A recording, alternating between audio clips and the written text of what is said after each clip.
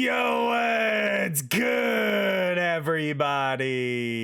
Tonight, I was lucky enough to pull Dracula from a collector's reserve. I finally get to put together a Dracula Apocalypse deck. I've been getting smoked by these for the past month, and I've been playing this one all night, so I'm gonna take you into the deck. But before I do that, I just have to say, we reached 1,000 subs tonight. I really appreciate all your support. You guys are absolutely incredible. 1,000 subs. This is just the beginning. Thank you guys so much for supporting the videos and for liking them and subbing all the time. You guys are absolutely amazing. Now let's jump into the deck. And here's the deck below me, and it is a fun deck to play, and I've been playing it for a couple hours now, and we've been winning a lot of games. And the main combo is gonna involve this guy, Dracula, because at the end of the game, he's gonna discard a card from your hand, and he's gonna gain the power of the discarded card. And the reason that Dracula is so incredibly powerful is because he can't actually beat Shang-Chi, because his power doesn't go off until the end of the game. So if somebody throws a Shang-Chi at him, he's still gonna be a 0 power, and you're just gonna get away with it, and then you're gonna have a massive amount of power at that location. And the way that we want to get that done is by using Apocalypse and discarding him over and over and over throughout the game,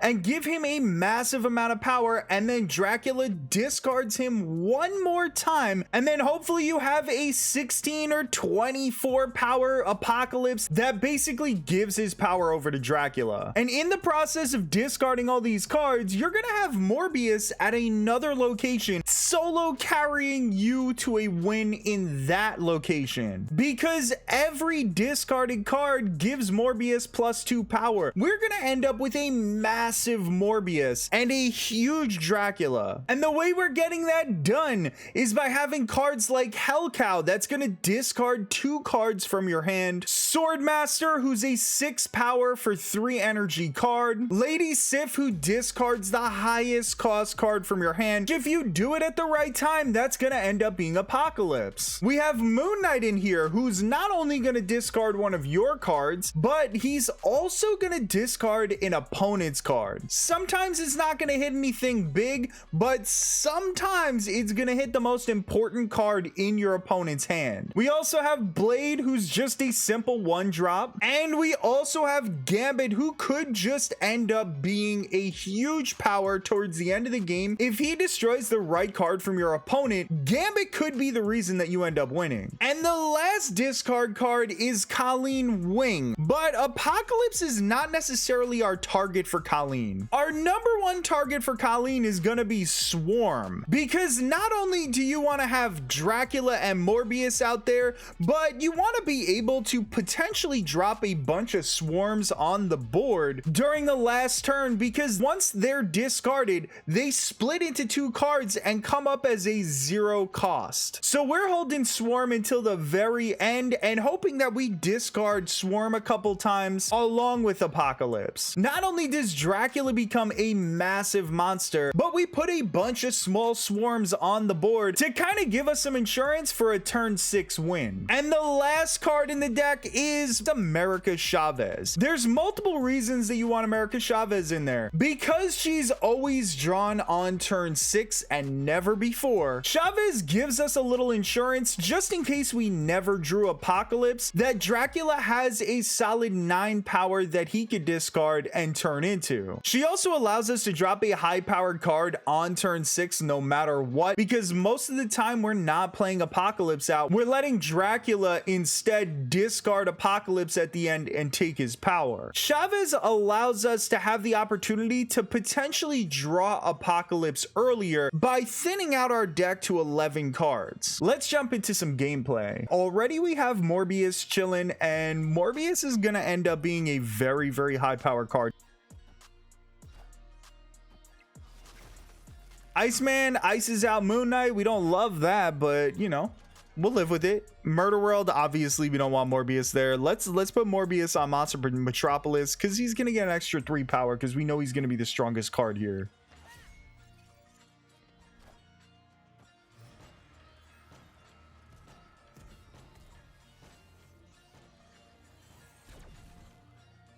So we get an extra energy here. I kind of think that the best play is still to use Lady Sif. We're going to throw her at Tinkerer's Workshop to just kind of get that location started a little bit. She's going to discard Apocalypse no matter what. And he's going to have some sort of like zoo deck, and that's okay. We can live with that. Because it's turn 4 here, we're going to go ahead and Moon Knight. We're going to hope that we can discard his Blue Marvel, because I know that will be devastating for him. Assuming he even has it. Ooh, he's got a Thanos deck. Okay. This is a totally different deck than I expected. I didn't think he was going to be playing Iceman in the Thanos deck. I should have realized with the Koye there. So we discarded Colleen Wing. We don't love that, but that's okay. And Dracula came a little bit late, but honestly, Dracula is still going to do his thing. We're going to end up dropping Swordmaster and Gambit on the last turn. So one of them's probably going to kill America Chavez, and the other one's going to cut Apocalypse, make Apocalypse a little stronger. And Dracula is going to end up being a 20 power creature. So we're actually going to put him in Murder World and just kind of hope that we can build off of Murder World and compete for all 3 lanes. Is that Mysterio? Oh no, that's just a bunch of stones.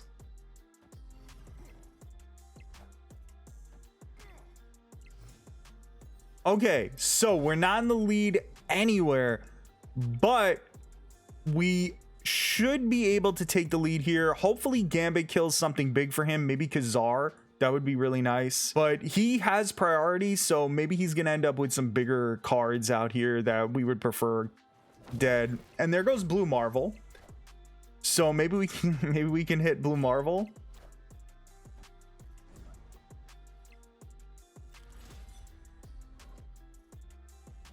And there goes Kazar. That was a big one. That gives us a shot at the left, and we won all 3 lanes. That was unbelievable. Okay, so let's hope that our next game is going to be a really good one and fun. We have Bar Sinister. So Bar Sinister could really turn out to be solid if we can get Dracula in there, and if we pull Apocalypse at some point. We need to pull him soon though. Blade we're gonna skip out on. We don't really want to lose these cards. Hopefully we pull Apocalypse right now. So he's gonna Iceman. All right. I mean, this is a cool play and all, but I don't know if it's the smartest play. We are just gonna have to play Dracula out on turn 6, you know? And there is Apocalypse, and that's pretty big. Let's go ahead and Blade and hope that he hits Apocalypse. Even if he hits Dracula, it's not the end of the world, really. There goes Sif. So all that work with Iceman didn't really matter. Look at that. It literally didn't make a difference. And let's go Swordmaster. He Killmongers, of course. But Swordmaster in Atlantis may very well end up carrying us there. Probably not. He's already at 8 power. We're taking risks with Dracula chilling in our deck, to be honest, but sorry, Dracula chilling in our hand. I don't know. Like, there's not a whole lot we can do because Dracula is a 6 cost card. So that's tough. Let's kill Lizard right here. Oh, that's perfect. We got ourselves a couple swarms and we killed Lizard. That is huge. And he wasted Shang-Chi. And that's because we played Gambit. That was beautiful. Oh, this is so perfect. This actually works out perfectly fine for us because we have Colleen. She's going to cut a swarm no matter what. We might as well look like we're not going for Morag.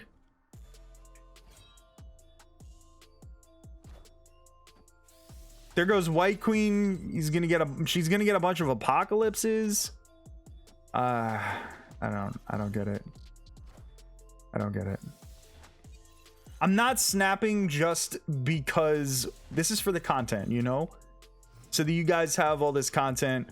There's America Chavez, and that's wonderful, but our main play is gonna be Dracula, then 3 swarms, and Dracula's just gonna do his thing, and I don't know if he's gonna have too much to play at Morag. He might, but 9 power at Morag might be enough because he's gonna have to play into Atlantis and play into Morag, and we're already leading in Atlantis. You know how he would screw us though if he leeched? That would actually ruin our time. And he would have to, yeah, there it is. He had no shot there. He was dead to rights. And let's play one final game for YouTube, and some squirrels on the board kind of hurt. Not gonna lie, that is that's painful. We kind of want board space so we can swarm.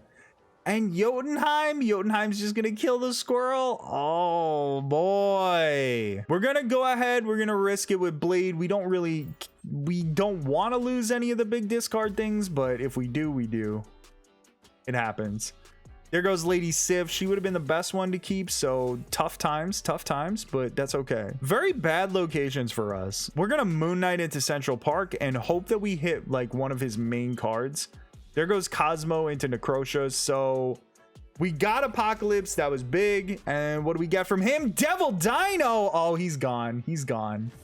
That's what I'm saying. Moon Knight may very well just get your opponent to quit right on the spot. And that's our Dracula Apocalypse discard deck. You see how good it really is. It's been so much fun playing this. I'm gonna play it on stream tonight at 10 p.m. Eastern time on Twitch. I'll leave the link in the description below. And once again, everyone, thank you so much for all the support this year. We started the YouTube channel in April, and now we're at 1,000 subs. You guys helped me get there before the end of the year. I just can't even tell you how much all that support means to me. And if you enjoyed this video, please give it a thumbs up, subscribe to the channel. We are looking to reach new heights and keep on growing in 2023. Thank you so much for watching. I appreciate you, and I hope you have a great rest of your day.